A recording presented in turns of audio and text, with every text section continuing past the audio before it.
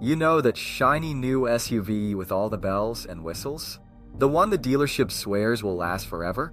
Well, I hate to break it to you, but there's a good chance it's gonna cause some serious problems down the road. We're talking major engine issues, transmission troubles, electrical gremlins, the works. See, the car industry's got this sort of hidden agenda. They're producing vehicles that look great on the lot, but aren't built to last. And they're sort of banking on consumers not realizing it until it's too late.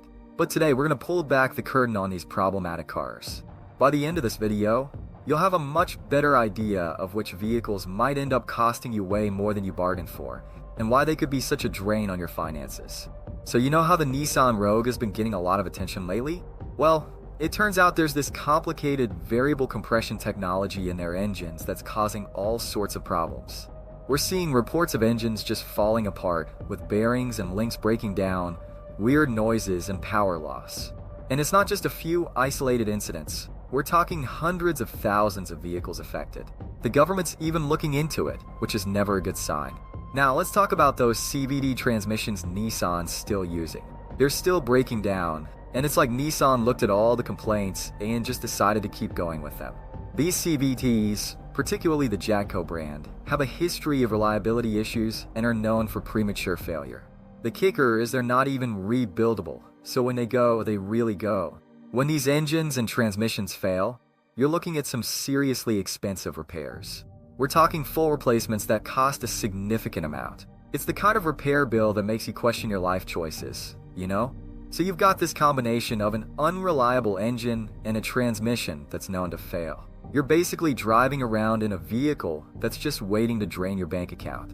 And a lot of these issues start showing up just after the warranty expires. Convenient timing, right? Now, you might be thinking, well, maybe I'll get lucky. Maybe my Rogue will be one of the good ones. But here's the thing. When you're dropping this kind of money on a vehicle, you shouldn't have to rely on luck. You should be able to expect reliability, especially from a brand that's been around as long as Nissan. So which popular SUV models are likely to break down before 60,000 miles? Well, the Nissan Rogue is definitely on that list. It's sort of become the poster child for unreliability in the SUV world. You've got engine problems, transmission problems, and who knows what else lurking under that stylish exterior. And you know what? This isn't just a Rogue problem. Let's talk about its fancy cousin. But before we do, just think about this for a second. The Rogue is supposed to be this reliable, family-friendly SUV. It's marketed as something you can depend on, but in reality, it's more like a gamble. You're basically betting against the house, and let me tell you, the house always wins. So next time you're at a Nissan dealership and the salesperson starts talking up the Rogue, just remember, under all that shiny paint and those fancy features, there's a whole lot of trouble just waiting to happen.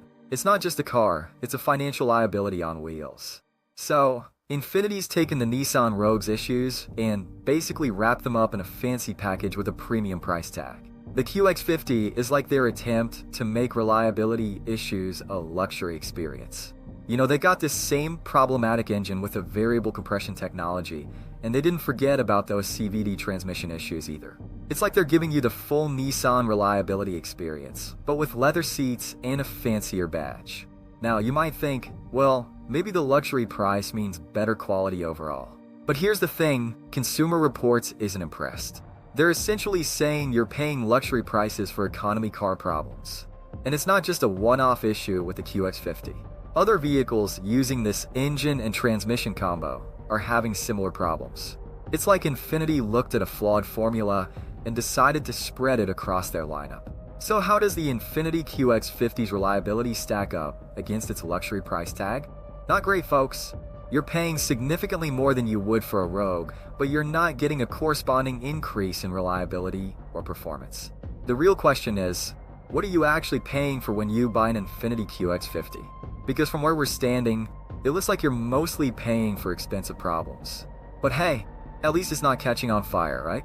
Oh wait, speaking of fires, well, that's a story for another section.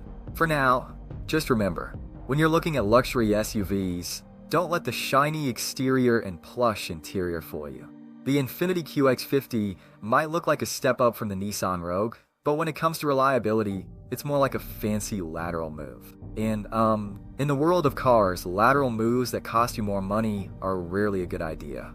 Remember when we said at least it's not catching on fire? Well, we're about to talk about the Ford Bronco Sport, and things are getting hot. Literally. Ever wondered what happens when you combine an impressive sounding engine with questionable engineering? Ford's latest off-road offering might give you an explosive answer. So, let's talk about Ford's new baby, the Bronco Sport. They got this 1.5L EcoBoost engine in there. Sounds cool, right? Like something that would give you great performance and fuel economy. Well, it turns out it's impressive in all the wrong ways. Here's the deal. We're seeing reports of cracking fuel injectors, engine fires, overheating, and turbocharger failures. It's like this engine is playing reliability roulette, and you're never quite sure what's going to come up next. One day you're cruising down the highway, the next you're on the side of the road wondering if you should have just bought a bicycle instead. Now here's where it gets really interesting. Ford's having to replace so many of these engines under warranty. It's raising serious questions about long-term ownership. If they're swapping out engines left and right while the car is still under warranty, what's going to happen when that warranty runs out? You're looking at some serious repair bills, like you're setting yourself up for a really expensive game of mechanical whack-a-mole. You know, when you buy an SUV like this, you're probably thinking you want something tough, right? Something that can handle whatever you throw at it. Maybe you're dreaming about conquering mountain trails or fording streams. But with the Bronco Sport, it seems like the only thing you're conquering is your patience. The real kicker here is the complexity of this engine. You got this tiny 3-cylinder engine that's under a ton of stress. It's like asking a chihuahua to pull a sled. Sure, it might work for a while, but eventually something's gonna give. And when it does, you're looking at some serious repair bills. So, why are Ford Bronco Sport owners reporting frequent engine replacements? Because these engines are about as reliable as a chocolate teapot. They look good on paper, but in practice, they're just not up to the task.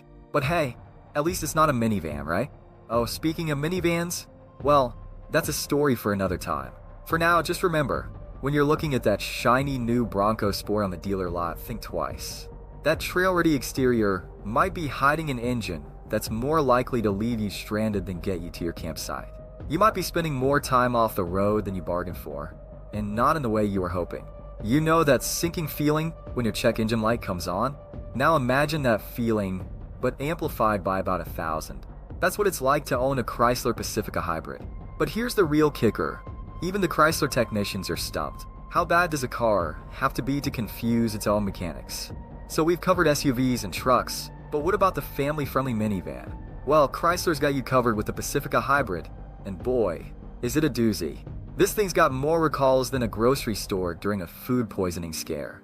We're talking hybrid system malfunctions, engine shutdowns, and enough electronic problems to make you think your minivan's possessed. The Pacifica hybrid's got this super complicated hybrid system, you know?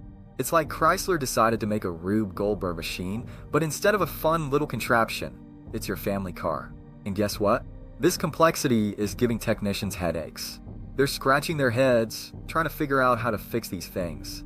It's like trying to solve a Rubik's Cube blindfolded while riding a unicycle. And it's not just the technicians who are suffering. Owners are spending more time at the dealership than they are on family road trips. You buy a minivan because you want something safe and reliable for your family, right? Well, with the Pacifica hybrid, you're more likely to get familiar with your local tow truck driver than to make it to your kid's soccer game on time. Consumer Reports rank this as the least reliable vehicle you could buy. That's right, dead last. It's like Chrysler looked at the reliability rankings and said, challenge accepted. Then just scraped the bottom of the barrel. They dug a hole under it and kept going.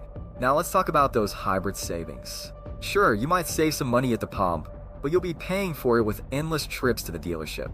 It's like Chrysler's playing a twisted game of would you rather. Would you rather spend money on gas or on repairs? With the Pacifica hybrid, you don't get to choose. You get to do both. The financial impact of owning a Pacifica hybrid can be severe. Any potential savings on fuel are often overshadowed by high repair costs and frequent trips to the dealership. It's like trying to save money by cutting coupons while setting fire to your wallet. You're not saving, you're just losing money in a different way. The Chrysler Pacifica plug-in hybrid has been plagued with a number of reliability concerns. That's putting it mildly. It's like saying the Titanic had a slight issue with icebergs. We're talking about a vehicle so problematic that it makes other unreliable cars look like paragons of dependability in comparison. But hey, at least it's not. Actually, you know what? I can't even think of a worse option. This might be rock bottom, folks. It's like Chrysler looked at all the other cars we've talked about and said, hold my beer. They've managed to create a vehicle that combines all the worst aspects of modern car manufacturing into one convenient package. So, if you're in the market for a minivan and you see a Chrysler Pacifica hybrid on the lot, just remember, sometimes the best family decision is knowing when to walk away. Or run, in this case. Because with the Pacifica hybrid, you're not just buying a car, you're buying a one-way ticket to Frustration Station, with stops at Repair Shop City and Empty Wallet Town. It's not a vehicle, it's a cautionary tale on wheels. So there you have it, folks. From luxury SUVs to family minivans, it looks like reliability is becoming a thing of the past. It's like these car companies are in a race to see who can make the most unreliable vehicle, and we're all along for the ride. You know, it's funny. People are actually turning to certified pre-owned cars and extended warranties more these days.